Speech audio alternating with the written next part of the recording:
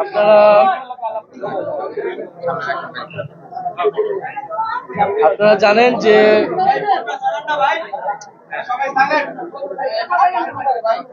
জাতীয় নাগরিক পার্টির উদ্যোগে আমরা এই জুলাই গণ অভ্যুত্থানের 1 বছর পূর্তিতে আমরা পুরো মাসব্যাপী দেশ গড়তে জুলাই পদযাত্রা একটি কর্মসূচি হাতে নিয়েছি।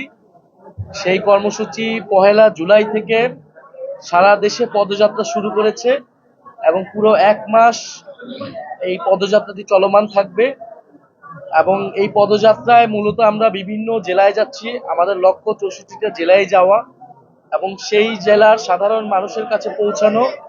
সাধারণ মানুষ যে এই বর্তমান সময়ে যেই সমস্যাগুলো নিয়ে তারা দুঃখ দুর্দশায় জর্জরিত এবং এই 24 গণ অভ্যুত্থানে তাদের যে প্রত্যাশা ছিল, আমাদের যে শহীদদের মর্যাদা, শহীদদের যে আকাঙ্ক্ষা ছিল, তার কতটুকু বাস্তবায়ন হলো, কেন হলো না এবং কিভাবে সেটা আমরা একত্রে করতে পারি, মূলত জনমানুষের সাথে সেই সংলাপ এবং জন্য এই পদযাত্রা। এবং এই পদযাত্রার মধ্য দিয়ে আমরা যেই জেলায় যাচ্ছি, যেই স্থানে যাচ্ছি, সেইখানের ঐতিহ্যবাহী স্থান, গুরুত্বপূর্ণ জায়গা, মসজিদ, মাদ্রাসা, আমরা সব জায়গায় আমরা সেখানে সাক্ষাৎ করছি, ভিজিট করছি। সেই ধারাবাহিকতা আমরা বরিশাল অঞ্চলে এসেছি। বরিশাল অঞ্চলে আমাদের পীর সাহেব চরমোনাই, ওনার দরবারে আমরা আজকে এসেছি। রাজনৈতিক ভাবেও পীর সাহেব চরমোনাই গণ অভ্যুত্থানে, ইসলামী আন্দোলন আমাদের গণ অভ্যুত্থানের শরিক ছিলেন এবং আজকে আমরা এই দরবারে এসেছি জাতীয় নাগরিক পার্টির জায়গা থেকে শুভেচ্ছা বিনিময় করতে। এবং এই দরবার বাংলাদেশে এবং পীর সাহেব চরমোনাই পরিবার ইসলাম প্রচারে পুরো বাংলাদেশ এবং বরিশাল অঞ্চলে যে গুরুত্বপূর্ণ ভূমিকা রেখেছে, এটা আমরা সকলেই জানি। আমরা আজকে এখানে এসেছি ওনাদের সাথে কথা বলতে এবং ওনাদের থেকে এবং পীর সাহেবের কবর জিয়ারত করতে এবং সার্বিকভাবে বাংলাদেশের বর্তমান সময়ে আমাদের সংস্কৃতি, আমাদের ধর্ম, আমাদের রাজনীতি, দেশের মানুষের অবস্থা এবং ইসলাম নিয়ে আমরা আলোচনা করব সংক্ষিপ্তভাবে। না, আমরা তো বিভিন্ন জায়গায় অনেক, এখানে ঐতিহ্যবাহী মাদ্রাসা রয়েছে, দরবার শরীফ রয়েছে।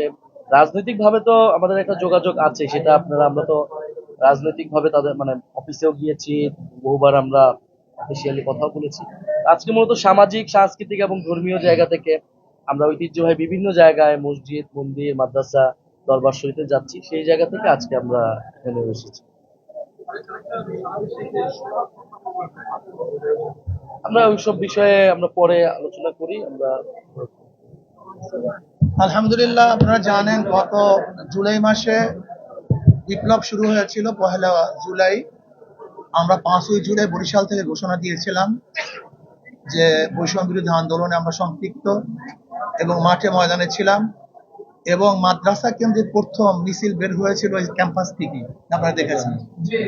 অর্থাৎ মাদ্রাসার ছেলেরা বৈষম্য বিরোধী আন্দোলনে প্রথম সম্পৃক্ত হয়েছে চরমোনাই মাদ্রাসা এবং বাংলাদেশের প্রত্যেকটা মাদ্রাসায় আমরা উদ্বুদ্ধ করেছিলাম, ওলামায়ে কেরাম ছিল এবং বৈষম্য বিরোধী আন্দোলনে আমরা সামনের কাতারি আন্দোলন করেছিলাম। যেহেতু আমাদের সহযোদ্ধা, আমরা একই সাথে আন্দোলন করেছি, একই সাথে দেশকে পরিবর্তন করার চেষ্টা করেছি।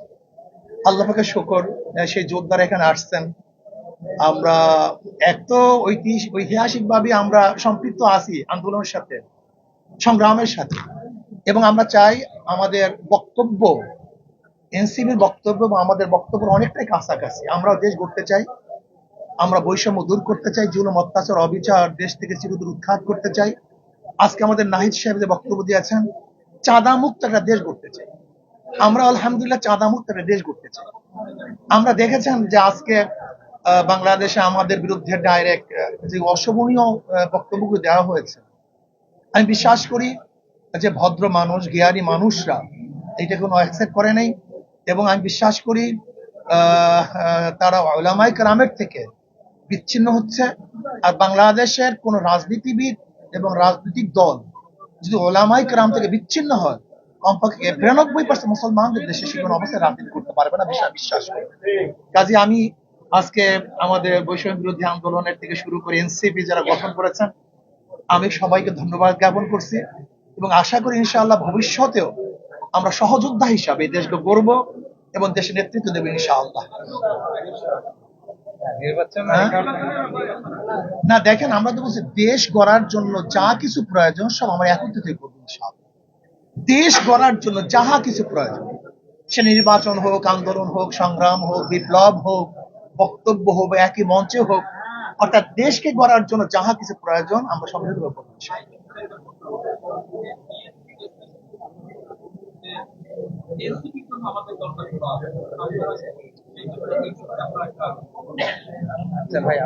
আমরা তো একটু রাজনৈতিক বিষয়ে এখানে আলাপ না করলে ভালো। তারপরেও যদি আপনার প্রশ্ন সংক্ষিপ্ত ভাবে বলি, আমরা সে উত্তর দিয়েছি যে আমরা এই যে নির্বাচনী ভাগবাটোয়ারা, আসনের ভাগবাটোয়ারার যে রাজনীতি, সেই রাজনীতিতে আমরা আগ্রহী নই এবং এই রাজনীতিকে নস্যাৎ করে, এই চ্যালেঞ্জ করে এই জাতীয় নাগরিক পার্টির উত্থান হয়েছে। বরং আমরা বলেছি দেশের যে এখন সংস্কারের যে আলাপ চলছে, মৌলিক সংস্কার এবং গণহত্যার বিচার এবং দেশকে পুনর্গঠন করা, সেই আলাপ আলোচনা রাজনীতিতে এনসিপির দরজা খোলা রয়েছে।